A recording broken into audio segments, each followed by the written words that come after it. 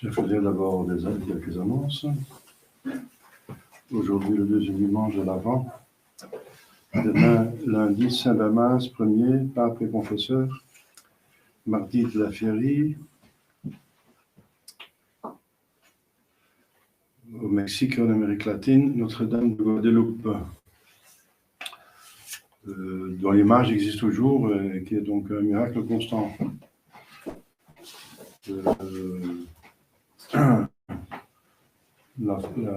Dans ses yeux, on voit le reflet de la scène qui se passe devant elle lors de l'apparition.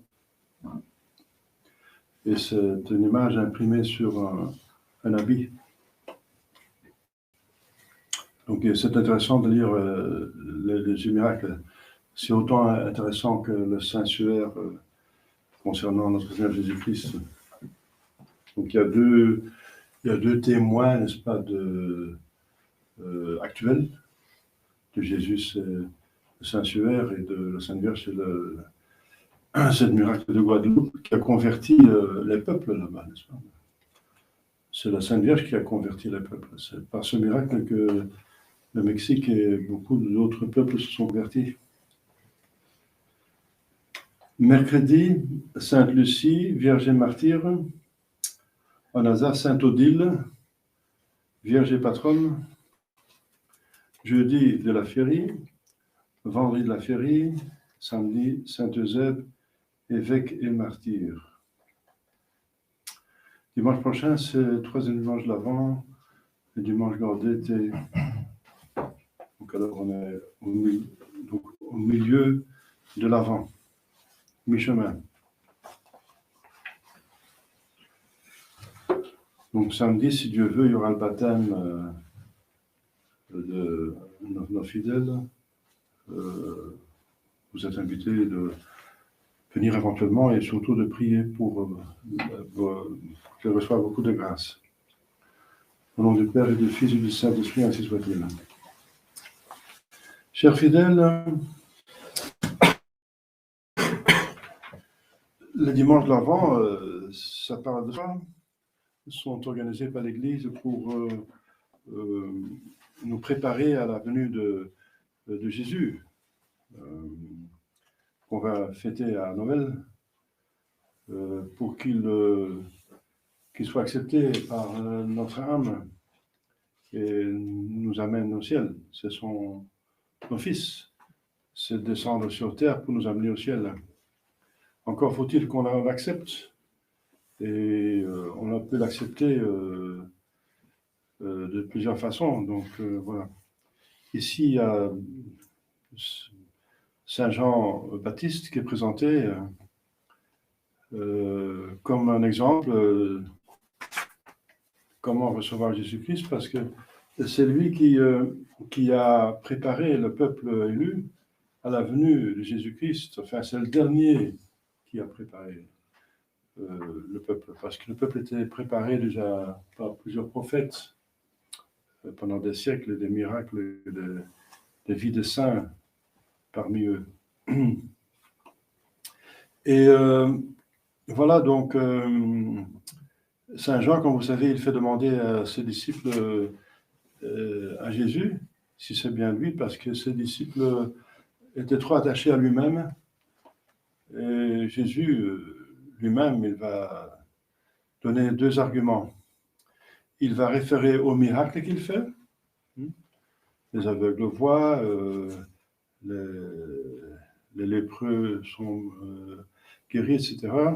Même les morts ressurgent, voilà, donc sont ressuscités. Donc il réfère à ces miracles. Et ensuite, il dit, il dit le texte, c'est évident, donc tout ça, ce texte qui dit, les aveugles voient, et les lépreux sont guéris. C'est finalement la citation d'un texte dans l'Ancien Testament comme prophétie de Messie. Donc en même temps, il fait appel aux prophéties qu'il accomplit. Donc il donne deux arguments. Alors pour nous, quoique la deuxième partie de l'Évangile, il montre Saint Jean comme un homme saint, à imiter. Et l'imitation de Saint Jean, c'est surtout sa mortification, n'est-ce pas, qui va se réfugier dans le désert, qui va s'habiller très simplement avec un peau de chameau, et qui va manger ce qu'il trouve là sur place, du miel sauvage et les sauterelles, et qui va beaucoup prier, n'est-ce pas, et prêcher, voilà, et en toute humilité, n'est-ce pas, surtout une humilité extraordinaire, il rendra tout honneur toujours à Jésus-Christ et à Dieu. Alors ça, comme donc exemple de vie, n'est-ce pas, très sainte,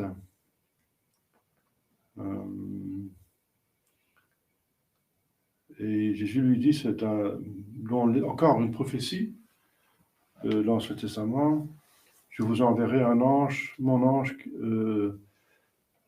devant votre face, ça veut dire que vous allez le voir, c'est un ange de main, donc un homme parce que c'est visible, qui va avoir la sainteté d'un ange, pratiquement, mais c'est un homme qui va préparer votre voie devant moi. Voilà. Mais je vais retourner aux arguments que notre Seigneur Jésus-Christ donne de sa mission. Parce que pour recevoir Jésus-Christ convenablement, il faut avoir aucun doute, une fermeté qu'il est le Messie et qu'il est Dieu. Ça, c'est fondamental. Si on doute là-dessus, si on n'est pas sûr, c'est mal parti, quoi, pour l'accepter. Donc, nous avons la foi, mais c'est bien de la renforcer, la nourrir et d'avoir des arguments envers les personnes qui mettent en doute qu'on voudra convaincre de notre Seigneur Jésus-Christ. Alors, j'en ai parlé déjà plusieurs fois, mais c'est bien de répéter. C'est un miracle, enfin, oui, un miracle, disons, une preuve de la divinité, de la mission de notre Seigneur Jésus-Christ, qui est à notre portée tout le temps et pendant les siècles. C'est l'Écriture sainte, les prophéties qui sont dans l'Écriture sainte dans l'Ancien Testament. Vous savez, donc la Bible est composée de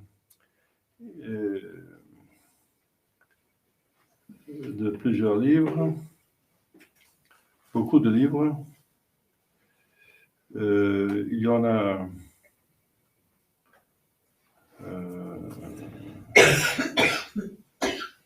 27 dans le Nouveau Testament et plus que 50 dans l'Ancien Testament. Pardon, 46 pour être tout juste. Et donc, c'est pour ça qu'elle s'appelle la Bible. Bible, ça veut dire bibliothèque. Ce n'est pas un livre, mais c'est 27 plus 46 livres. 46 dans l'Ancien Testament et 27 dans le Nouveau Testament. Alors, 39 d'entre eux dans l'Ancien Testament sont hébreux et acceptés par les Juifs. C'est leur Bible. C'est des peuples élus, c'est l'Ancien Testament. Parce que le peuple de Dieu était, dans l'Ancien Testament, c'était justement le peuple élu, c'était les Israélites et les Juifs. C'était les vrais croyants. Et ils devaient se convertir, accepter le Messie, justement. Et il y en a peu qui l'ont fait. Donc, mais ils ont gardé l'Écriture sainte. Et bon, donc c'est la même que nous, sauf quelques livres qu'on appelle deutérocanoniques, que l'Église catholique a canonisé comme appartenant à la Bible, mais qui n'est pas accepté par les Juifs et par les protestants. Mais ce sont seulement quelques livres. C'est le livre de Tobie, Judith 1 et 2 Maccabées, Baruch, Sagesse ecclésiastique. Et Esther, une partie d'Esther, une partie de Daniel. Voilà. Et pour le reste de tous les 46 livres sont acceptés par les Juifs et jalousement gardés comme leur livre saint. Donc, si on voit des prophéties, n'est-ce pas, qui s'appliquent totalement et uniquement tous à notre Seigneur Jésus-Christ dans leur Bible, c'est la preuve qu'il est le Messie, parce qu'on ne peut pas les accuser ou soupçonner qu'ils vont fausser la Bible en faveur de notre Seigneur Jésus-Christ. Au contraire, contraire. Donc voilà, donc ça c'est très important. C'est la preuve que Jésus-Christ est le Messie. Je vais donner quelques prophéties, n'est-ce pas? Il y en a à peu près 400 prophéties, n'est-ce pas, dans l'Ancien Testament. Et il y a presque 1000, donc 929 références dans le Nouveau Testament sur l'Ancien Testament. Donc il cite l'Ancien Testament, comme il a été écrit, ici, comme il a été écrit, tout le temps on trouve ça. Donc la plupart de ces citations sont des références à des prophéties. 929 références dans le Nouveau Testament, de l'Ancien Testament, et 400 prophéties tout simplement, n'est-ce pas? Alors ça commence par la Genèse. Je vais juste donner très court la prophétie. Le Messie écrasera la tête de Satan. Le Dieu de Sem sera le fils de Sem. Donc ce sera un sémite. Jésus, c'est un sémite. La semence d'Abraham, ça veut dire la descendance d'Abraham, bénira toutes les nations. Donc il descend d'Abraham. Et il est pour toutes les nations, comme Jésus est pour toutes les nations. Il n'est pas limité à un seul peuple. Il est venu pour toutes les nations. Et l'évangile est prêché à toutes les nations. Promesse faite à la descendance d'Abraham. Donc une promesse faite à Abraham que le Messie va venir de lui. Il sera prêtre selon l'ordre de Melchisédek, ça veut dire pas de sacrifices sanglantes. Donc comme nous, c'est une liturgie, c'est un sacrifice, mais il n'est pas sanglant. Comme Melchisédek, il offre pain et vin, n'est-ce pas? C'est la messe qui va instituer la dernière scène. Messie de la descendance d'Isaac, l'agneau de Dieu promis, donc quelqu'un de doux qui va pas de violence comme Mohamed. Moria et Jérusalem, le lieu du sacrifice de Messie. Donc il va faire le sacrifice, le calvaire à Jérusalem. Il sera descendance d'Isaac, qui bénira toutes les nations. La descendance d'Isaac, promise comme rédempteur. Le temps de sa venue, spécifié, n'est-ce pas? Donc c'est effectivement, c'est donc... il y a plusieurs indications sur le temps de sa venue. Le sceptre sera enlevé de Juda. Donc c'est la première fois que les Juifs ne sont plus maîtres d'eux-mêmes en permanence. Ils sont occupés par les Romains. De la descendance de Juda, ce sera l'envoyé. Il se rappelle Shiloh, ça veut dire celui qui est envoyé par les deux autres personnes. La Sainte Trinité a décidé d'envoyer la deuxième personne. Il y a un décret dans la Sainte Trinité que la deuxième personne se fasse homme. Il vient avant que Judas ne perde son sceptre, je viens de le dire, c'est dans Genèse 49. À lui sera l'obéissance des peuples. Voilà, on a vu ça dans le Moyen-Âge. C'est pas que ceux qui se convertissent obéissent à la loi, n'est-ce pas? Et ceux qui ne convertissent pas, ils vont le voir le jugement dernier. Il est le grand je suis. Donc Dieu s'appelle je suis, qui suis, donc Yahvé. L'agneau sans tache, ça veut dire celui qui va être sacrifié et qui n'a pas de tache, il a une santé extraordinaire et aussi une âme sans tache, une vie. Qu'est-ce qui va vous convaincre de péché? On ne trouve pas de péché en lui. Le sang de l'agneau sauve. Ça, il n'y a pas de commentaire, ça vous savez, c'est évident. Il va verser son sang qui sauve. Christ est la Pâque que nous mangeons. On mange. Qu'est-ce qu'on va manger? On mange Mahomet, on mange Bouddha? Non, Jésus-Christ, mais de manière sacrificielle. C'était curieux pour les anciens. On va manger. Oui. Christ est la Pâque que nous mangeons. Aucun des os de l'agneau ne sera rompu. Sur la croix, il n'y a aucun os qui va être rompu, comme les autres qui seront crucifiés avec lui, on casse les jambes, et chez lui pas. il est le Seigneur qui sauve, le rocher spirituel. Alors, on est passé en Exode entre-temps, un autre livre. Le rocher spirituel d'Israël dont nous buvons. Le rocher dont nous buvons, c'est le rocher dans l'Ancien Testament. Mais ici, il signifie Jésus-Christ. Abraham tapait sur un rocher, il y avait de l'eau qui sortait. Eh bien, Jésus-Christ c'est le rocher, ça veut dire sur lequel est quelqu'un de stable, de certain, qui est fiable. Un rocher, on peut construire une maison sur un rocher. Dont nous buvons, ça veut dire il nourrit notre âme, n'est-ce pas? Il donne à boire à notre âme de la grâce. Il sera bonté, grâce et miséricorde. En Lévite, le livre de Lévite, on lit, il sera prêtre purifiant les lépreux.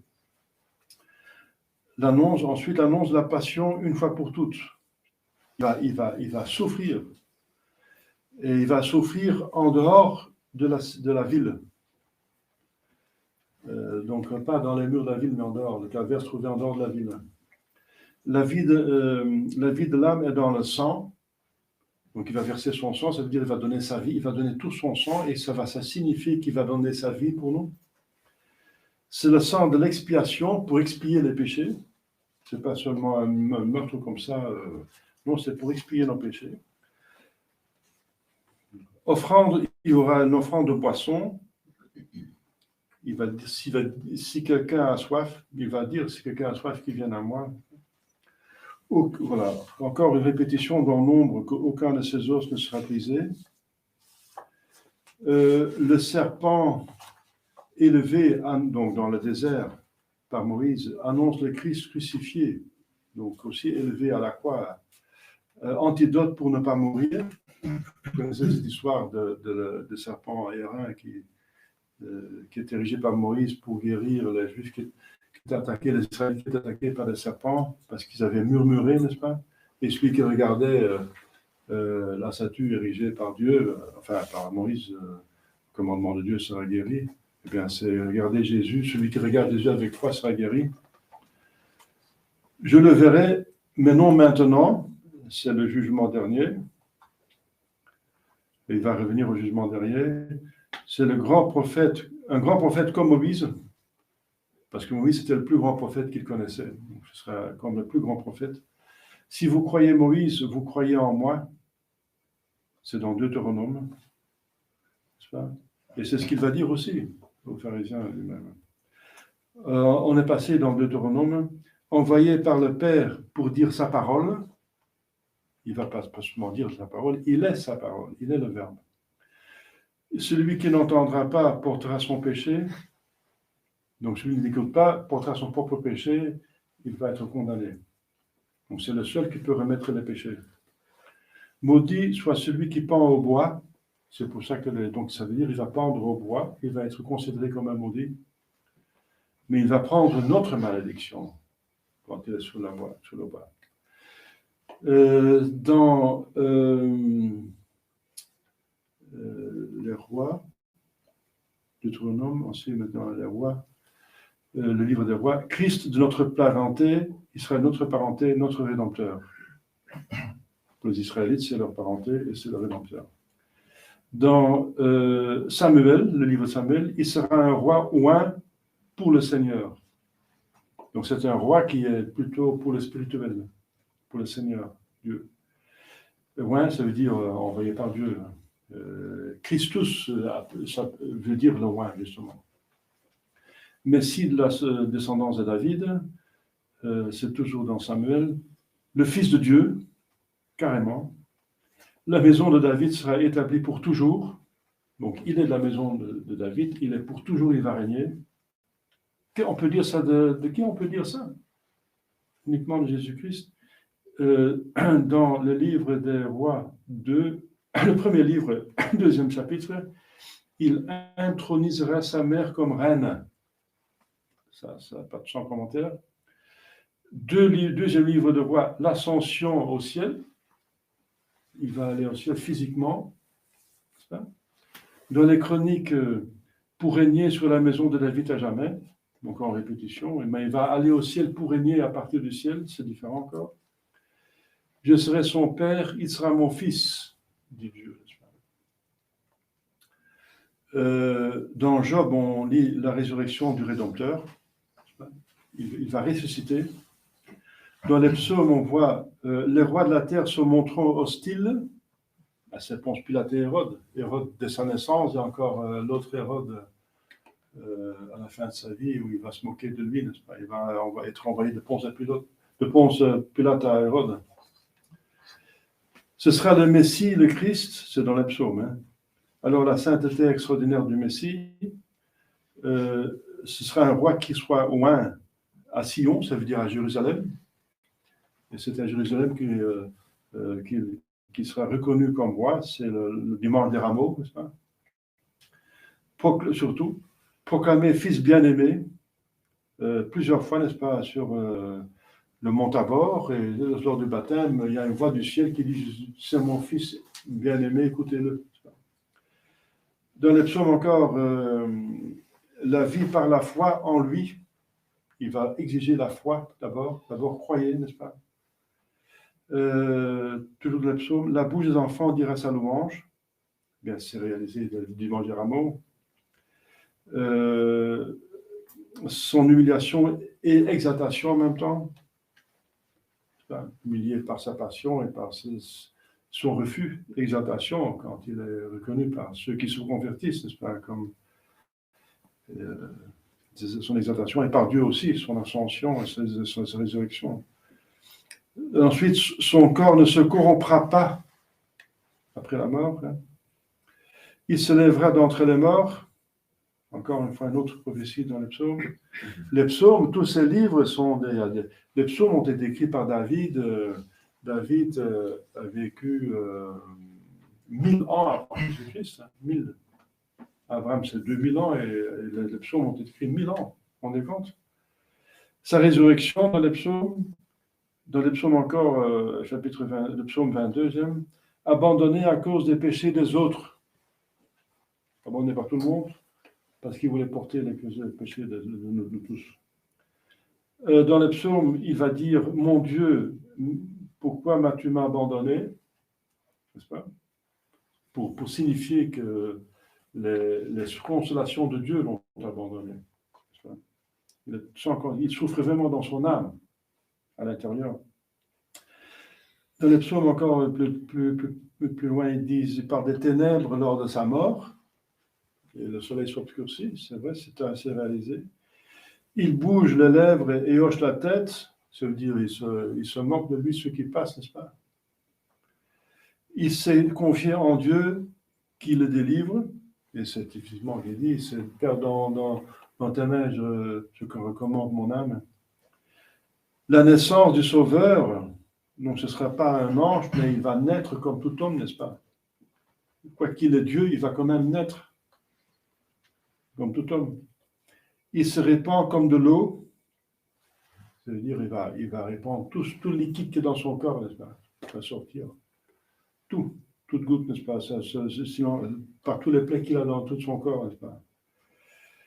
L'agonie et sa mort, dans psaume 22, plus loin, sa soif, on va dire j'ai soif, ses mains et pieds transpercés, psaume 22, il partage ses vêtements, il tire au sort son manteau, il remet sa mort à Dieu, sa résurrection, il gouvernera les nations, il va dire c'est accompli, il va dire je suis le bon pasteur, son ascension dans les psaumes, sa résurrection encore dans les psaumes, il va dire entre vos mains je remets mon esprit, littéralement. Les proches vont s'enfuir lors de sa mort. Il conspire pour le mettre à mort, les pharisiens. Il s'est confié en Dieu qui le délivre. Bien, c'est ce qu'ils vont dire justement quand il va mourir. C'est ce que les pharisiens vont lui dire quand il accuse. Si tu es le Messie, que tu descends la voie, pas un de ses os ne sera brisé, c'est encore dans le psaume. De faux témoins se lèvent contre lui. Il est haï sans raison. Ses amis se tiennent loin de lui. Ils sont tous enfuis, les apôtres, lors de la passion. Sauf Saint Jean, qui a peine, avec beaucoup de peine, est amené par la Sainte Vierge Marie. La joie de la résurrection, il fait le plaisir à la volonté du Père. il annonce la justice en Israël. La justice, ça veut dire que le royaume de Dieu qui s'établit, n'est-ce pas, en acceptant le royaume de Dieu, la justice est établie sur terre une fois pour toutes. Il va être confronté à ses ennemis, les pharisiens, et tout le temps il est confronté lors de la vie publique, pendant 3 ans. Il est trahi par un proche ami, Judas. Des paroles de grâce sortent de sa bouche, c'est toujours les psaumes. Il va être appelé Dieu ou Elohim. Il aura l'onction du Saint-Esprit. Le Saint-Esprit va descendre sur lui visiblement lors du baptême. Il va être appelé Messie et Christ. Encore une deuxième fois dans Psaume 55, il va être trahi par un ami. Il va avoir un sort difficile. Celui qui le trahit va avoir un sort difficile. Oui, il va même se suicider. Il fait donc, le Messie va faire des dons spirituels. Encore sans ascension, encore 69, psaume 69, il va être haï sans cause. Il va être étranger pour ses propres frères. Pierre va lui dire, je ne connais pas cet homme, n'est-ce pas? Zélé pour la maison du Seigneur, il va chasser les vendeurs. Son angoisse devant sa mort, la transpiration de sang même, dans le jardin de Gethsémani. Mon âme est triste à mourir, il va dire. Il reçoit du vinaigre pour boisson. Le Messie libre est battu par Dieu. C'est Dieu qui permet qu'il soit mis à mort comme ça, n'est-ce pas? Le Messie va souffrir par la permission de Dieu. Des grands lui rendront visite, les rois mages. Le grain de blé tombé en terre, ça veut dire la sépulture, et le blé va sortir, c'est la résurrection, la sépulture et la résurrection. Devant le soleil, son nom, Yinon, régnera, produit du fruit. Oui, du fruit, bien sûr. Du fruit, c'est tout l'effet qu'il va avoir l'Église catholique dans les siècles. Toutes les nations le diront béni. Parmi toutes les nations, il y a des convertis. Il ouvrira sa bouche en parabole. Il exprimera les énigmes du commencement. Il va expliquer l'écriture sainte, par exemple dans le temple, 12 ans. Toute l'écriture sainte, dès le commencement, il va expliquer. Il va tout pouvoir expliquer, pouvoir répondre à toutes leurs questions. Ceux qu'il connaît se tiendront loin de lui, à Gethsémani et au calvaire. Le premier-né, le plus élevé des rois, oui, c'est le roi des rois. La semence, donc la descendance et le royaume de David dureront toujours, c'est le psaume 89. Il est fidèle, il est éternel, il va être exalté, il va souffrir et va mourir. Le Messie, fils éternel de Dieu, psaume 102, moqué par son peuple, fils de David, il montrera à la droite de son père, le prêtre éternel selon l'ordre de Melchisédek, encore répété dans psaume 110. La résurrection du Messie, encore, psaume 118. Messie rejeté est quand même pierre angulaire. Il est rejeté par les pharisiens et il est fondamental. Sans Jésus, on ne peut pas aller au ciel. Béni, présenté à Israël.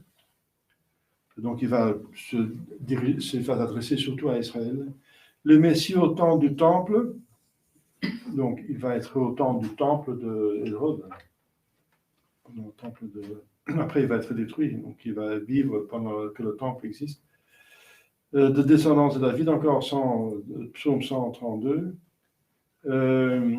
Cette descendance de David étonnera les rois, les mages, par exemple. Le ministère terrestre du Christ, donc c'est un royaume qu'il va exécuter sur terre. Il va avoir 3 ans de vie publique sur terre. Il enverra l'Esprit de Dieu, la Pentecôte. Il est éternel. Alors c'est Proverbe. On tourne dans notre livre, Proverbe 8. Il est éternel. Son royaume sur 7 sacrements, fondé sur 7 sacrements. Il montera et descendra des cieux. Donc il a descendu des cieux lors de sa naissance, il est monté au ciel d'ascension, il va redescendre à la fin des temps. C'est le bien-aimé, c'est dans le Cantique. de Dieu. Dans la sagesse, il sera tué pour avoir appelé Dieu son Père. Voilà. C'est la raison pourquoi on l'a tué, c'est parce qu'il était ici du Fils de Dieu. C'est dans la sagesse 2. Isaïe voit sa gloire, il va être glorifié. Les paraboles dans les oreilles sourdes d'Israël, il va dire des paraboles, mais qui ne vont pas être acceptées par la plupart des Israéliens. Aveugle au Christ et sourd à ses paroles, Isaïe chapitre 7, 6. Né de la Vierge Marie, il va être appelé Emmanuel, Dieu avec nous. Sera une pierre d'achoppement dans Isaïe. Ses débuts il va commencer en Galilée.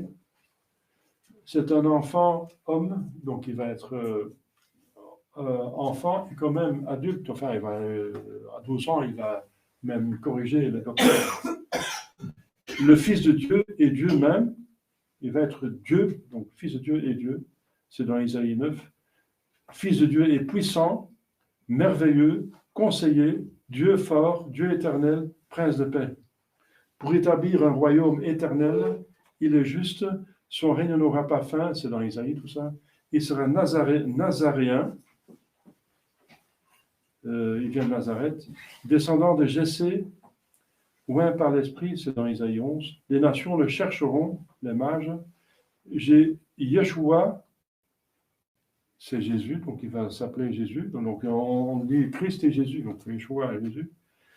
Sa résurrection dans Isaïe 25, la puissance de la résurrection dans Isaïe 26, Messie pierre angulaire contre l'obéissance hypocrite de la loi, Isaïe 29. Les sages sont confondus par ses paroles, il sera un lieu de refuge, il viendra et sauvera, ministère de miracles. Le précurseur sera Jean-Baptiste, il y aura un précurseur. Voici votre Dieu, Isaïe 40, le pasteur, le serviteur souffrant, fidèle et rédempteur, doux et humble, espérance des petits. Les nations recevront son enseignement, lumière des nations, compassion universelle. Les yeux des aveugles s'ouvriront, le seul sauveur, il enverra l'Esprit de Dieu, il sera juge, le premier et le dernier, il est venu enseigner, il est appelé dès le sein de sa mère, oui, parce que sa mère reçoit déjà l'annonce de l'ange Gabriel qui sera le sauveur. Serviteur, donc dès le sein, appelé dès le sein, il est salut pour Israël, c'est toujours Isaïe, hein. Lumière des nations, salut jusqu'aux extrémités de la terre, méprisé par Israël, les cieux revêtus de noirceur. Encore une prophétie dans Isaïe de même. Isaïe, c'est quand?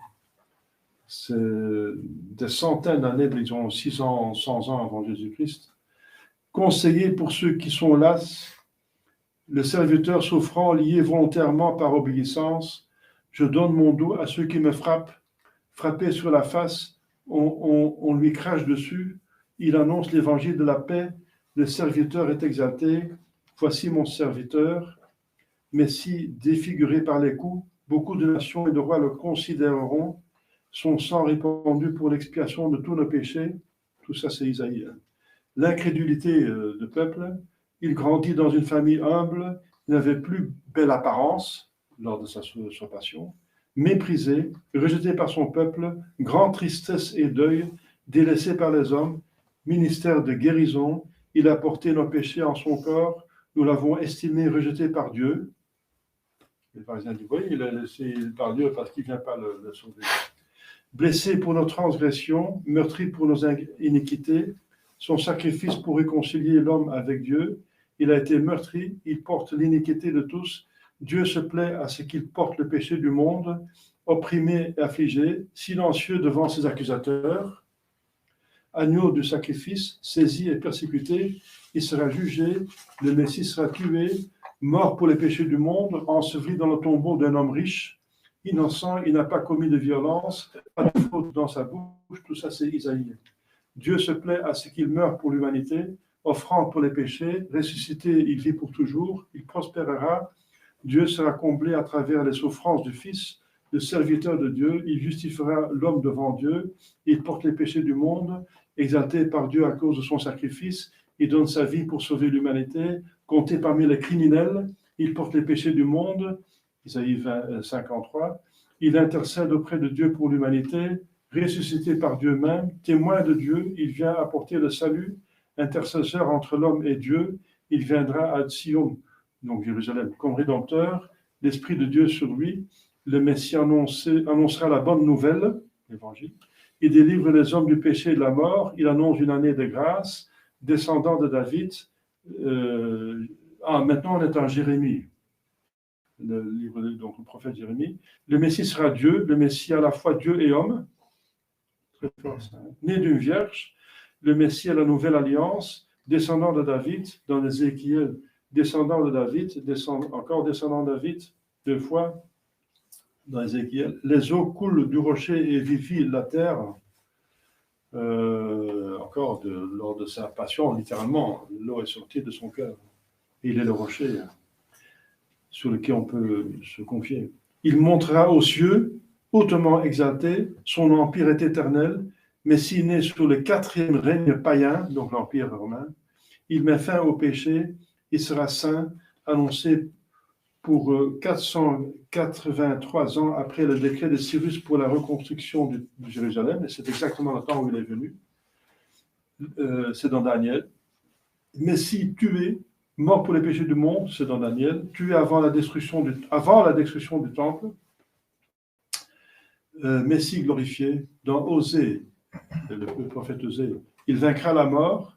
Dans le prophète Joël, il offre le salut à l'humanité. Dans le prophète Michée, né à Bethléem, serviteur de Dieu, son royaume est éternel. Dans le prophète Agé, il visitera le second temple, parce que le premier de Salomon a été détruit, celui du second de Hérode. Descendant de Zérubabel, serviteur de Dieu, Messie à la fois prêtre et roi, accueilli avec joie à Jérusalem, le dimanche de Rameau, considéré comme roi, Messie juste, c'est dans Zacharie, prophète Zacharie. Le Messie apporte le salut, Messie humble, entre Jérusalem sur un âne et le petit d'une ânesse, littéralement réalisé. Pierre angulaire, de mauvais chef en Israël lorsqu'il vient, rejeté en faveur de notre roi. Ministère des pauvres, incrédulité pousse le Messie à les rejeter. Méprisé par son peuple, il rejette ceux qui l'ont rejeté. Il va dire, dans vos péchés, vous allez mourir, parce que vous ne croyez pas en moi. Par leur rejet, il se rejette. Messie et Dieu, livré pour 30 pièces d'argent, rejeté par son peuple, tout dans Zacharie, 30 pièces d'argent jetées au temple. Messie et Dieu, par Judas, il va jeter l'argent dans le temple. Le corps du Messie sera transpercé, Messie à la fois Dieu et homme, le Messie sera rejeté, il est mort en obéissance pour les hommes, en obéissance pour les hommes, en obéissance à Dieu pour les hommes, une mort violente, à la fois Dieu et homme, encore. Israël dispersé après l'avoir rejeté, voilà, diaspora, n'est-ce pas? Dans Malachie, le prophète Malachie, un messager prépare la voie du Messie, apparition soudaine au temple, c'est à 12 ans, messager de la Nouvelle Alliance, le précurseur à le ministère d'Élie, voilà. Précurseur pour tourner beaucoup vers la justice, Marie, enceinte, accomplit la prophétie de l'arche perdue. Donc je m'arrête ici, parce que sinon le temps passe, mais c'est déjà quelques prophéties, n'est-ce pas, dans l'Ancien Testament. Alors, c'est quand même une preuve que Jésus-Christ est le Messie, n'est-ce pas, et même Dieu. C'est écrit des années, des siècles avant qu'il vienne. C'est gardé par un peuple qu'il a rejeté, donc il n'a pas faussé les Écritures. Et c'est la seule personne qui est attribuable, n'est-ce pas? Et c'est lui, il n'y aura pas un autre, parce que justement, les prophéties qui portent sur le temps, n'est-ce pas, montrent le temps où il est venu. Donc on voit l'aveuglement extraordinaire, inexplicable des Juifs, n'est-ce pas, qui le rejettent toujours. Mais ils vont se convertir par la prédication d'Élie qui va revenir. Mais il y a des Juifs qui l'ont accepté, qui se convertissent. Par exemple, les frères Lehmann au XIXe siècle. Ratisbonne, qui est converti à Rome quand il a vu la Sainte Vierge, n'est-ce pas, du rue du Bac, n'est-ce pas, et qui a eu le catéchisme infuse infus. Voilà, chers fidèles. Pour nous, c'est important, n'est-ce pas, d'avoir des arguments pour convertir les autres et pour nous, pour être confirmés de notre foi. Au nom du Père et du Fils et du Saint-Esprit, ainsi soit-il.